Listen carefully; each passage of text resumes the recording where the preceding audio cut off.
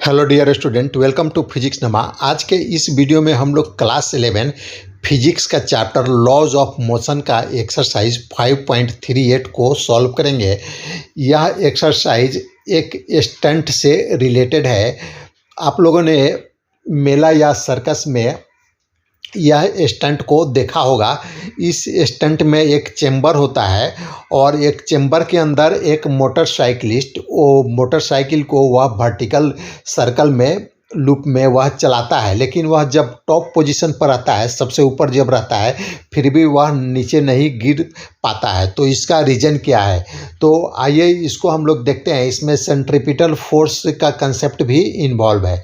तो आइए इसको हम लोग एक्सरसाइज 5.38 को देखते हैं, जो NCERT क्लास 11 के बुक से लिया गया है।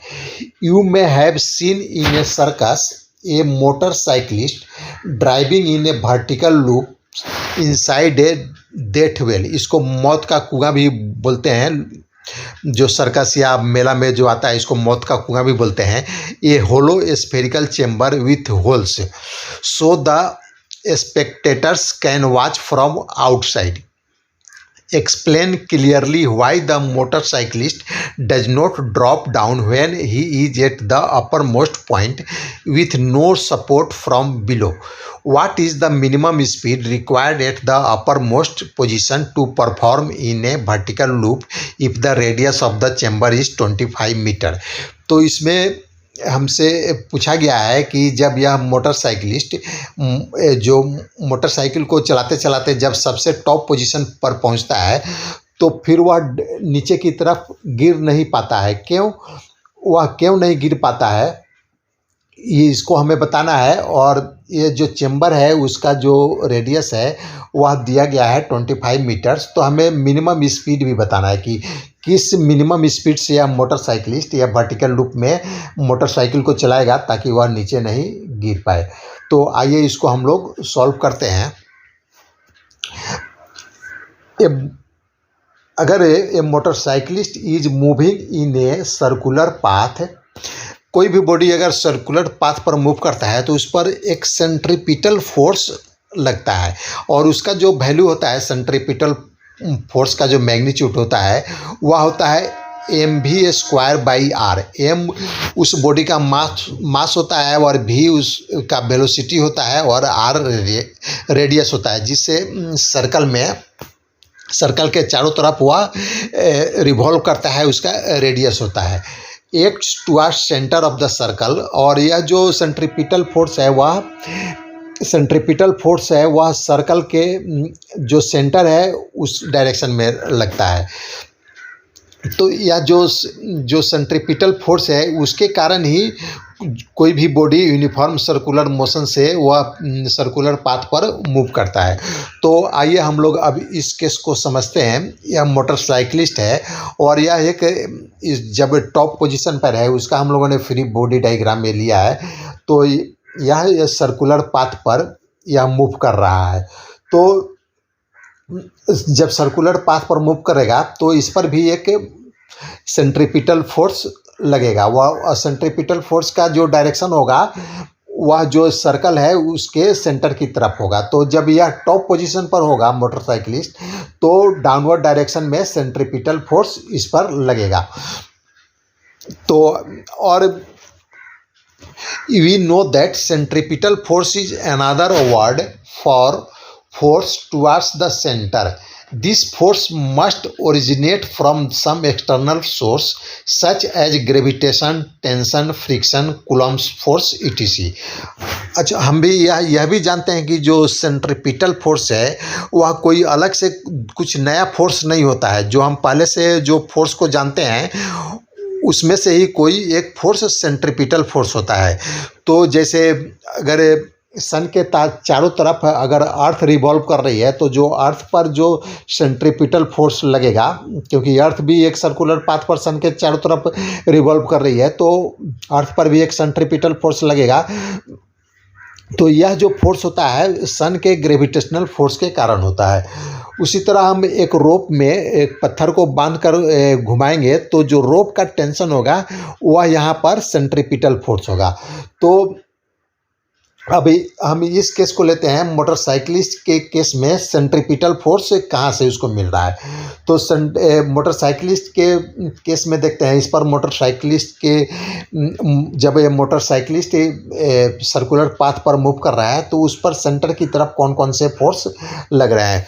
तो एक फोर्स तो इस पर लगेगा डाउनवर्ड डायरेक्शन में, जो इसका मोटरसाइकिलिस्ट और जो मोटरसाइकिल को चला रहा है मैन, स्टंट मैन, उसके दोनों के वेट के इक्वल होगा और उसका जो डायरेक्शन होगा डाउनवर्ड डायरेक्शन में होगा, क्योंकि इस पॉइंट पर सेंटर डाउनवर्ड डायरेक्शन में है। तो इसका जो वैल्यू होगा mg होगा, m हो गया दोनों का मास मिलाकर, मोटरसाइकिल और स्टंटमैन का दोनों का मास मिलाकर m है, और g है एक्सेलेरेशन ड्यू टू ग्रेविटी। तो यह एक डाउनवर्ड डायरेक्शन में लगेगा और दूसरा एक और फोर्स इस पर डाउनवर्ड डायरेक्शन में लगेगा। देखिए मोटरसाइकिल का जो व्हील है या जो चेम्बर है उसके कांटेक्ट में है, तो जहाँ पर भी दो बॉडी कांटेक्ट में रहता है वहाँ पर एक कांटेक्ट फोर्स लगता है। तो यहाँ पर जो कांटेक्ट फोर्स नॉर्मल फोर्स होगा वो यह डाउनवर्ड डायरेक्शन में होगा, यह भी सेंटर की तरफ होगा, जो सर्कल है उसके सेंटर की तरफ होगा। तो अब हम देखते हैं कि अगर इसका वैल्यू मान लेते हैं कि Fn है, जो कांटेक्ट फोर्स है Fn है। तो if a body moves in a circular path, अब कोई बॉडी सर्कुलर पाथ में मूव कर रहा है तो उसका अगर स्पीड कांस्टेंट है, the acceleration A of the particle is towards the centre and its magnitude is v²/r। तो अगर कोई बॉडी सर्कुलर पाथ पर मूव कर रहा है और उसका जो स्पीड है कांस्टेंट है, तो उस पर जो एक्सेलरेशन होगा वह सेंटर की तरफ होगा और उसका जो मैग्नीट्यूड होगा v²/r। हम इसको यहाँ से निकालते हैं, जैसे सेंट्रीपिटल फोर्स हो गया mv²/r, तो जो फोर्स होता है m और एक्सेलरेशन के प्रोडक्ट के इक्वल होता है। तो यहाँ पर m हो गया और a की जगह हो जाएगा v²/r। तो जो एक्सेलरेशन होगा वह v²/r के इक्वल होगा। तो आइए अब हम लोग देखते हैं, if a particle has the least speed, अब हमें मिनिमम स्पीड चाहिए सबसे टॉप पॉइंट पर, needed to remain in contact, then it is on verge of losing contact with the loop. अगर मिनिमम स्पीड से मोटरसाइकिलिस्ट जा रहा है तो वह कॉन्टैक्ट को जस्ट लूज करेगा, जो यह चेम्बर है उसे कॉन्टैक्ट को जस्ट लूज करने के पोजीशन में होगा, यानी इसका कॉन्टैक्ट खत्म होने के पोजीशन में होगा, falling away from the loop, और लूप से वह फॉल करेगा, which means that Fn equal to 0। अब कॉन्टैक्ट उससे लूज होने के पोजीशन में है तो जो Fn है कॉन्टैक्ट फोर्स है वह क्या होगा, 0 होगा। At the top of the loop the particle and loop touch but without any normal force, ये दोनों टच करेगा लेकिन नॉर्मल फोर्स क्या होगा, 0 होगा।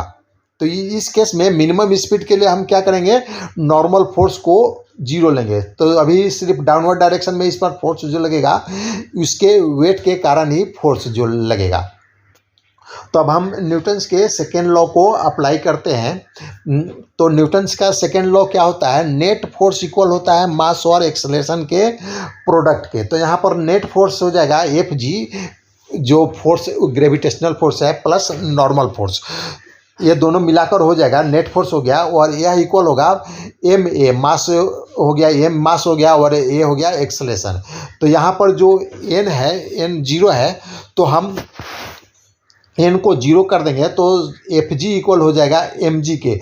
यहाँ पर जो मास है mg होगा और यहाँ पर mg के इक्वल होगा, और जो ma यानी m हो गया और a एक्सेलरेशन हो जाएगा v²/r। तो Fg हो जाएगा mg के इक्वल और ma हो जाएगा mv²/r। तो इसको हम लोग सॉल्व करते हैं, तो इसको सॉल्व करके हम v को निकालते हैं, क्योंकि हमें मिनिमम वेलोसिटी निकालना है, तो v को निकालते हैं। तो इस इक्वेशन को सॉल्व करेंगे तो v² हो जाएगा इक्वल टू gr, और v हो जाएगा इक्वल टू √gr। तो g का वैल्यू हम 10 लेंगे, 10 मीटर पर सेकेंड स्क्वायर, और r हमें रेडियस दिया गया है, चेम्बर का जो है रेडियस है वो दिया गया है 25 मीटर। तो इसका दोनों का वैल्यू हम पुटअप कर देते हैं और v निकाल लेते हैं। तो v आ जा रहा है 15.8 मीटर पर सेकेंड, यानी मोटरसाइकिलिस्ट को मिनिमम स्पीड बिना नीचे गिरे हुए मिनिमम स्पीड से उसको चलाना पड़ेगा 15.8 मीटर पर सेकंड के स्पीड से। कम से कम इतना स्पीड से चलाएगा तो मोटरसाइकिलिस्ट वह नहीं गिरेगा। तो जैसा हम लोगों ने बचपन में देखा होगा ये स्टंट, ये बहुत ही हमें आश्चर्य होता होगा। तो मोटरसाइकिलिस्ट को यह मालूम है और इसलिए वह कम से कम इतना स्पीड से वह मोटरसाइकिल को चलाएगा ताकि वह नीचे नहीं गिरेगा। तो आज का यह वीडियो समाप्त हुआ। अगर आपको यह पसंद आए तो इसे लाइक करें, शेयर करें। Thanks for watching.